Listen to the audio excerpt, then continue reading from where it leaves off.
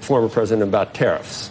Do you see it as a bargaining chip, or do you think you're going to see tariffs across the board of 20%? I think we should put tariffs on stuff we make and not put tariffs on stuff we don't make. It's pretty simple. And of course it's a bargaining chip. We can't sell a Ford or GM in Europe. You go to Europe, you can't sell a Ford or GM. Why? There's 100% tariffs. How about in Japan? 100% tariffs. So do you think if we said, we're going to tariff you the way you tariff us, do you think they're going to allow Mercedes and all these Japanese companies and Porsches and BMWs to all of a sudden have 100% tariffs in America? Of course not. They're going to come and negotiate, and their tariffs are going to come down. And finally, Ford and General Motors are going to be able to sell in these places. How's that sound, Andrew? That sounds... Of course they're going to come down. Of course. This is just negotiating.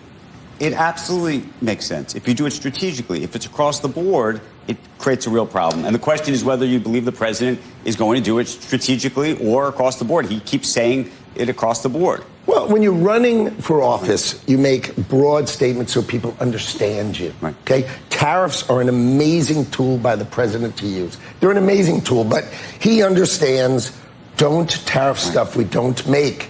Right? If we don't make it, and you want to buy it, I don't want to put the price up there. It's pointless, but use tariffs to build in America. If we want to make it in America, tariff it, or if we're competing with it, tariff it. But you got to remember, we need to protect the American worker. Finally, someone's going to protect the American worker, and Donald Trump is here to protect the American worker. Do you think we make a lot of money in tariffs, or if they're used as negotiating tactics? Look, tariffs will come down there. We're not going to have super high tariffs here either. There's not going to be a big pot of money at the end of the day. I love that story. So which is it? Do we make a lot of money on tariffs, or we bring productivity here, and we drive up our workers here? So it's a win-win scenario.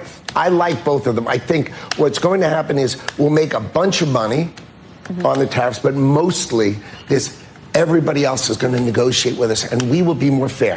In 1948, right, we came up with something called the Marshall Plan, right? The world, Germany and Japan were destroyed after World War II, and we wanted to export our economy to them. So we made a rule. They could tariff us, and we won't tariff them.